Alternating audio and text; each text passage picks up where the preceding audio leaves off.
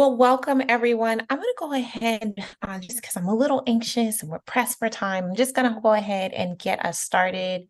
Please do tell us where you are hailing from. Thank you so much for joining us this morning.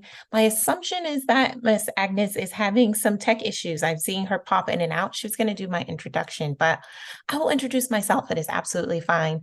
For all of you in the room, thank you so much for being here. And thank you so much for coming to learning about some research that is intrinsically tied for me, but really valuable for our student population here at UAGC. My name is Dr. Sasha Knox. I am a associate professor here in our general education program, as well as in our business program. I have about 12 to 15 years experience in career services, career education, and really working within DEIA services, which is diversity, equity, inclusion, and access.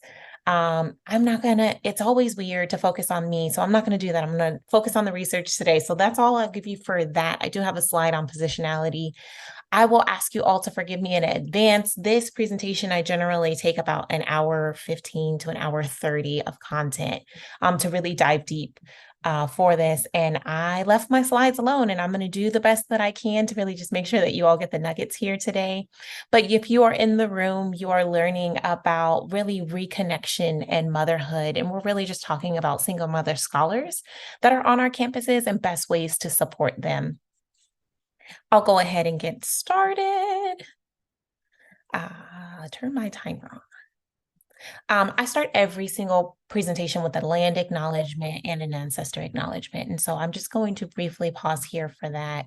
The land in which I'm situated on is San Diego, California. So this is Kumeyaw land, and we just honor and thank all of those that came before us.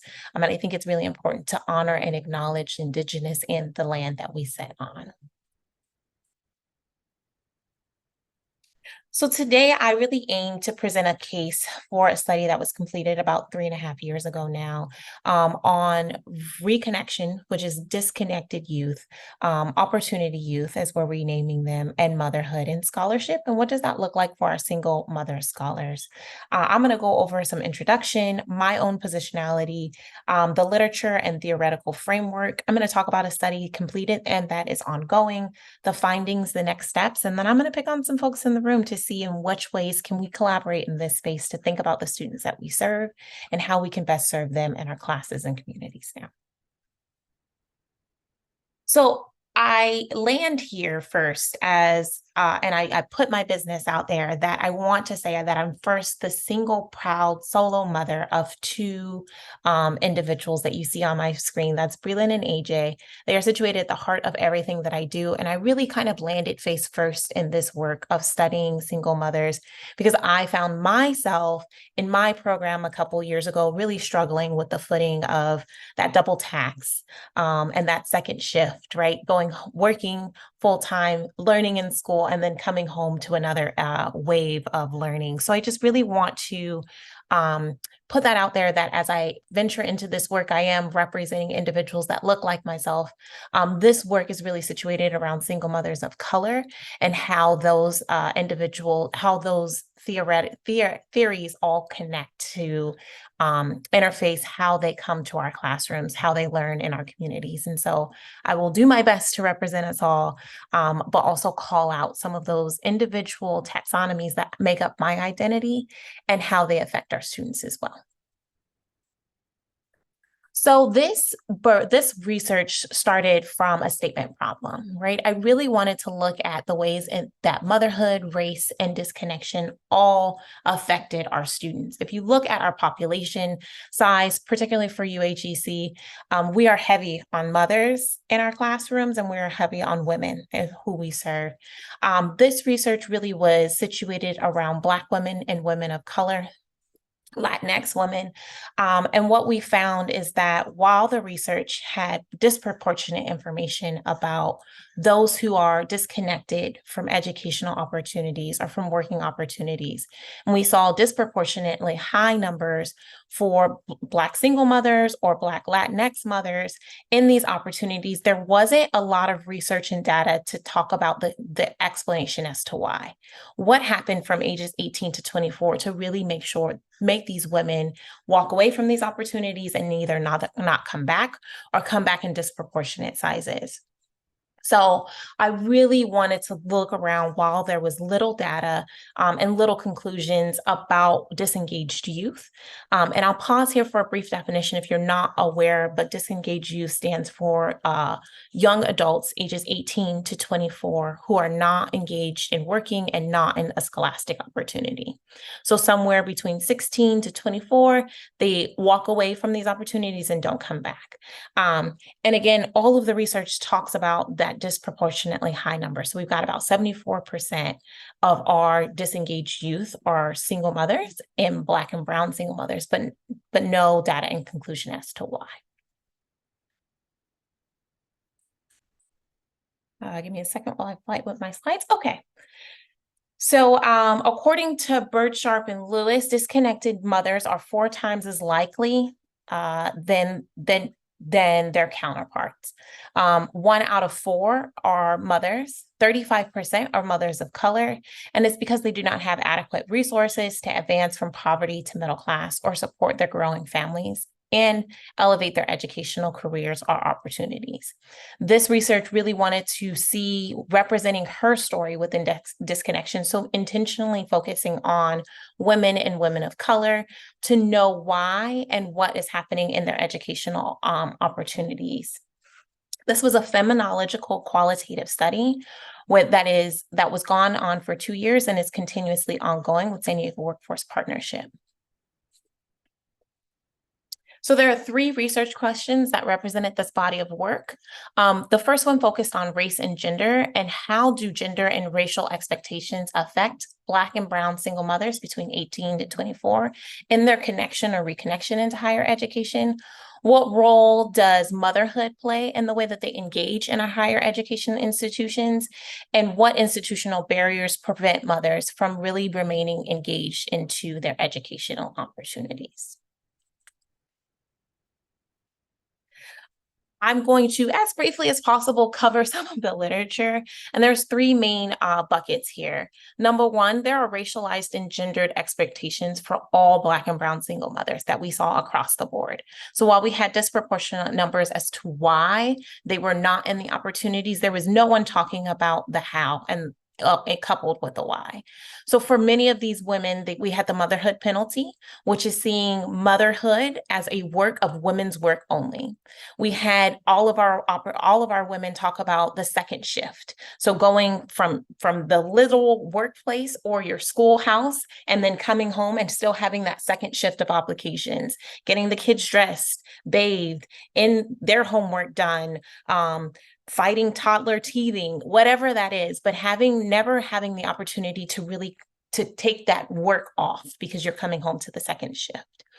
There are individuals that talked about the model minority, which is to say, particularly for Black women, right? Black women that excel and do well in tough situations, that they are the phenomenon, right? Magically, they are now some magical super women. We hold them with higher regard, but when in reality, they actually need additional resources and support, right? They are not the model minority. They are surviving despite difficult situations and how that really works against them. And then we have racialized expectations going all the way back from the Mammy, Mule, and Jezebel. And if I had more time, I would unpack a lot of this with you, but we are pressed for time, so I'm going to continue to move forward. But understanding how these racialized expectations shift the way in which we see the narrative of women's work and Black women's work particularly. When we look at the disengagement piece, why these individuals are walking away from schools, we're seeing educational disengagement. Particularly, we're seeing that the schoolhouses that are preparing our students for best operational opportunities for educational disengagement, these are communities of color, which have economical barriers and physical barriers to opportunity. So we're seeing that educational disengagement being the best option for some of these women. It was easier for me to walk away from school than to persevere in situations that at school didn't best serve me. We see that agency and self-esteem have the highest effect on disengagement and motherhood. So when we're talking about agency and self-esteem in this lens particular, it's how do the individual see themselves best moving forward? So it's how does my professor engage with me and tell me that I'm best qualified to do this work as I'm getting a paper back that may have the teacher red marks, right? How do I see myself in this work? In what ways do I connect within it? And who stands alongside me in this body of work as I'm advancing in my higher educational career? And then we would be so remiss if we did not talk about disengagement and motherhood without calling out the real expectations of childcare obligations.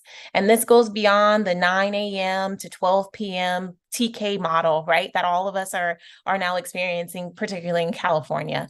But in which ways are we afforded and given the opportunity to have affordable childcare for the women in these positions? And then lastly, environmental and social influences. As I've already mentioned, a lot of the disengagement that is highest comes from community of colors that are in fact that are affected most by poverty. Your family factors and your social factors directly influence your own success. And in which ways do those interact? And then lastly, social influence. And the best way that I can summarize this is if I do not see individuals of color who look like me, who excel in roles, it is hard for me to also see myself advancing from the situation that I am in. If I do not have neighbors and friends and counterparts and peers that see themselves as successful, I am less likely to also see myself as successful while trying to advance in a higher educational degree. The theoretical framework that was used for this study particularly was transformative epistemology and Black feminist thought. The reason for that is because transformative epistemology doesn't just sit in the knowledge of the research, it begs the question to know why in order to create solutions. So this framework was best situated to be able to not just put out another body of research that says Black and brown women are doing not so well in this area of higher education if they're a single mother. Instead, it begs the questions, in what ways can our institutions, our professors, our principals, our deans, anyone in the academic space, what can we collectively do to make sure that we are working towards the pursuit of equity for this population? So research design, as I mentioned, there was over 145 students that completed a 60 to 90-minute interview with myself or the research team to be able to ask a series of open-ended questions for them to tell us what were their biggest barriers, challenges, and obligations as they were moving forward, and in what ways can we better step up to support these individuals. This is one where I left a lot of the content here, so bear with me. There were three major sub-themes that came out of this body of work. The first was the collision of race and gender and motherhood. I am not going to read all of the things on my slide. My slides will be available at the end of this presentation, but I do want to notate that what you see on this screen, what I'm not reading right now, are in vivo code. So these are the words directly from our research participants. So something like, I felt like I needed to be dependent on a man in order to define success, came from a research participant. Support is everything came from a research participant. But I'm going to stop there and implore you to read as I talk at you. So for collision of race and gender and motherhood, the findings said to us that the actual interface of identity affected our students the most. So it is not just the racialized expectations, it's not just the gendered expectations, but it is the ways in which that these individuals saw themselves and the stories that they were either told by their academic professionals or from their peers that affected their engagement the most, the sustaining of the engagement the most. The second theme that I'm calling thriving as a single mother scholar, because we want these women to not just survive in these situations, we want them to thrive. And I have the solutions to get them from surviving to thriving in just a moment there. And then lastly, navigating systems in education. I think it's most important to mention that out of the 145% participants that were surveyed, over 90% were first generation college students. Over 90% did not have community backgrounds or tools to navigate something as simple as financial aid, right? Something as simple as the course outline, understanding how a syllabus worked, understanding how rigid deadlines are, or how to communicate with my professor if things come up, how to move past the barriers and navigation of how to communicate my needs in real time with, again, that collision of race and gender and motherhood, the stories that I'm telling myself, right? I'm the only one with this problem. How dare I bug my professor to ask for an extension? When in reality, they are not. In what ways do we make our classrooms, coming from that culture of care, to make sure that we set up systems of success for them? So when we talk about collisions of race, gender, and motherhood, we have to think about the double standards, first of all, of motherhood. Again, this is a body of work that is seen as women's work. We didn't have a lot of our research participants talking about their male counterparts, wondering about the well-being of their child, as well as the basic needs of their child, or familial expectations. I have to call out the fact that in 90% of my participants, as they were single mothers, felt like it was all their fault. Forget the other co-parent, forget the other individual involved, forget the fact that we are all adults in the situation. 9 times out of 10, individuals in their familiar backgrounds, their community backgrounds, their scholastic backgrounds, all pointed the finger at them as the catalyst and problem. Therefore, all solutions need to be birthed from themselves. And we all know that you as an individual cannot change a whole trajectory of a community or continuum. We have to do these things in community. Again, I don't have time to read all that on my screen, but please read along with me or follow the slides at the end. I really want to call out some of the racialized expectations. Again, the study was birthed from Black women and expanded to Latinx women as well. I think it's really important to call out who I'm calling MAC says. I think when you look at single Black moms, you think poor, on food stamps, on WIC, struggling, the dad's not around, he's probably in jail. There are probably some things that are legit about that when you think about I'm a Black single mom, but that's all that society teaches you. And when you look at the collision of race, gender, and motherhood, it really talks to a lot of my body of research really just talks about the intersectionality and how are we interfacing these things, because 9 times out of 10 their co-parent is not in jail, they're not on WIC, they're not on food stamps, they're very self-sustaining, thriving women in unfortunate circumstances with a lack of resources, knowledge, tools, and abilities to advance themselves. So again, what can we do in these spaces to continue to elevate their story and also to provide the adequate resources to demand the success, the scholastic success that we want? So thriving as a single mother really talks about just accessing basic needs. That looks a little bit different for us when I talk to brick and mortar schools, for us being on online global campus. But in what ways do you access or notify your students about just them taking care of their basic needs? And you see Moonchild talk about when there's no support, when there's no emergency support, when there's no respite, how exactly am I supposed to move forward with just completing an assignment when I don't have my basic needs taken care of?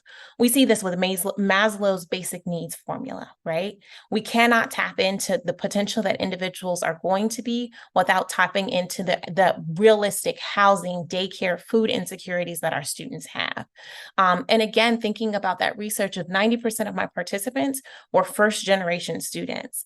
I'm navigating these systems, not having the tools or knowledge of how to navigate them, but I'm also just being asked, in her own words, to be a robot, to just show up, continue to show up, continue to produce, but I have real world concerns in the background that disables me to do so.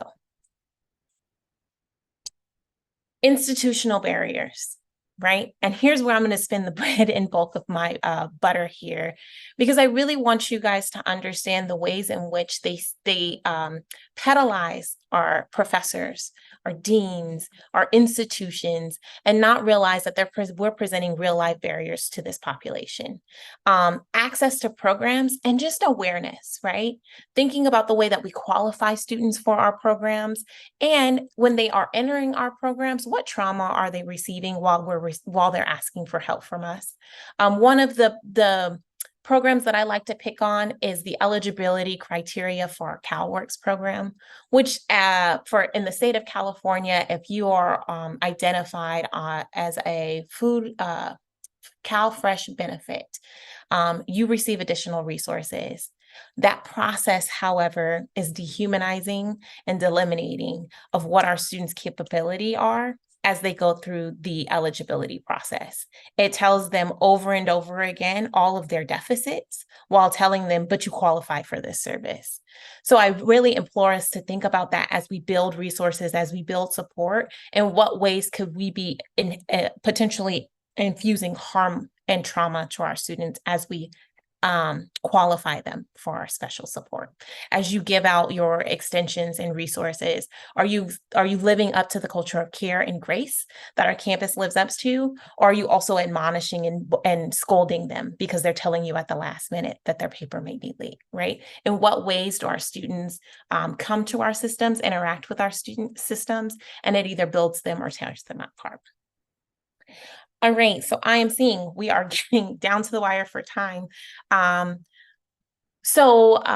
research question, the findings found that for research question 1, single mothers of color found it difficult to stay engaged and connected in higher education while balancing these gendered and racialized expectations. There was an overwhelming report of having them be seen as less than whole. And that was one of the highest indicators that they were not sustaining in our scholastic success in our classrooms.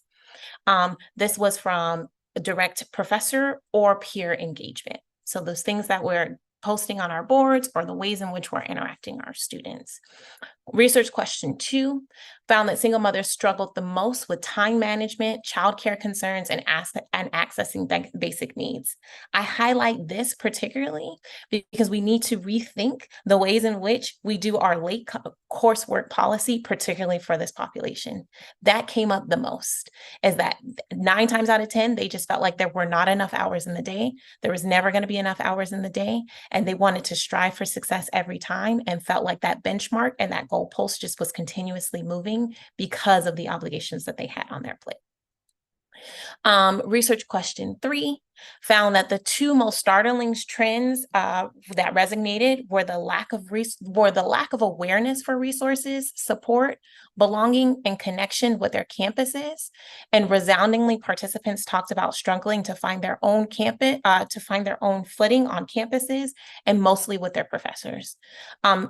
What I was not able to highlight in my slides particularly were some of the horrific stories that came out of just students interacting with their professors when asking for help and being admonished for so. And my previous slides do highlight some of that. Sorry, I cannot go over that. So, question to the audience, because I want this to not just be a one-way conversation. My biggest question for you is, how do you, knowing just a slight bit about this population from this presentation, how do you ensure that your students are seen on your campuses and in your classrooms? Here are some examples. Yeah, and I see Kathy's hand shot up first, and I'm just going to read these out loud, and then as soon as I go, feel free to unmute Miss Kathy. Dedicated parenting spaces on campuses, intersectional parenting orientations, study areas with child design, right? Flexible policies and procedures for your parents, calling out your own identity in your course outline in your shell, creating a brief video, right? A 2-minute video on how to interact with the syllabus. What are my expectations for your coursework and your design? What are my expectations for you reaching out to me, right? Even if it's past the deadline. Here are some examples. I did see a hand, Miss Kathy. I will zip it up so I can get some participation here. Hello, everybody. Well, you mentioned several of them already. It's that communication aspect, I think, that's so vital, especially in an online course. Not only our communication, but we have to students, but encouraging them to reach out to us. I can't state enough about how giving them, especially in giving them more time on assignments if they need it, but they have to know that that is available to them.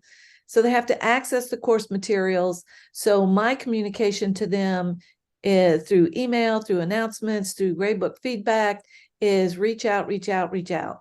Mhm. Absolutely. Thank you so much, Kathy.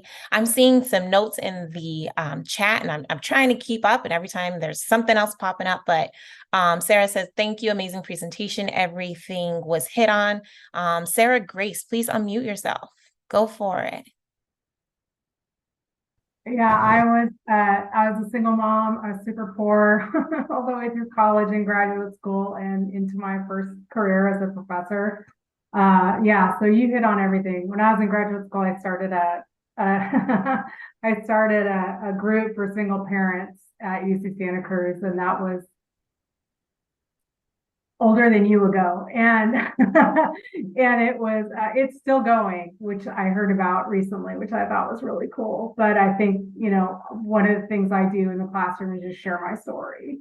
Yeah. Because my story reflects a lot of the students here at UAGC, single parents, older students, working poor background. And so often, I share that not to like tell people how much I did, and then because that's actually the question I want. So I don't want to talk about myself. I want to ask a question. Yeah. One of the challenges that I have personally, and have for the 20 plus years in my career is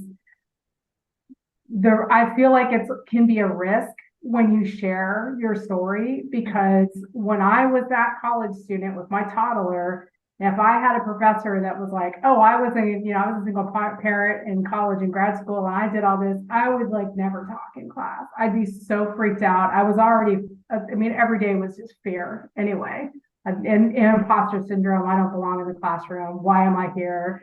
Just talking myself out of going to class every single day. And I found that was like a huge challenge. So my question to you is like, what were some of the things that your respondents talked about, and what are some solutions that you've come up with? Like, how do we share our story when we were those single parents, when we were those poor kids in the classroom, but we don't, like, now I don't want to be like that person who says, look at all the things that I did. Because that can backfire, right? And you can silence students in the way when you're actually trying to make yourself available as a resource and a support network person. Yeah. Great question. One of the in vivo themes, one of the sub themes was that healing is best done in community. And the more that we speak about our stories, then the more we're able to empower others. So it is absolutely, I think you make a great point. It is absolutely risky for me to go into every single classroom and go, "Hey, I'm here with you." Right? Does not always, but I think if you authentically are able to tell your students, Yeah. I used this service and I did this and I did this in order to get to where I am, our students acknowledge and see themselves in that work. Intersectionality is key in all of Yeah. this. And so you have to be able to voice those stories because they do not know that they exist. And Yeah. so for some, it could absolutely be overwhelming. And I have students tell me all the time, and I'm the biggest benefactor of, I don't walk into every space saying that I'm a doctor. You will rarely hear me say that I'm a doctor because I most want to relate to my students and I want them to You not notice it's not on my name. right, see me here and not here. But I think it is an important part of building community. And I think there are a million and one ways to do it. You can post it on a board. You can reach out to students individual. "Hey, I seen that you said you were a single mom on your post. I just want to let you know you're not alone. And I'm also a single mom." And that could be an email that goes out to the student, right? So there I are, always do that. yeah, Yeah. there are 1,000 different ways that you can create it. But I do want to elevate the fact that that these barriers get broken down by being voiced and being seen and heard is one of the biggest points.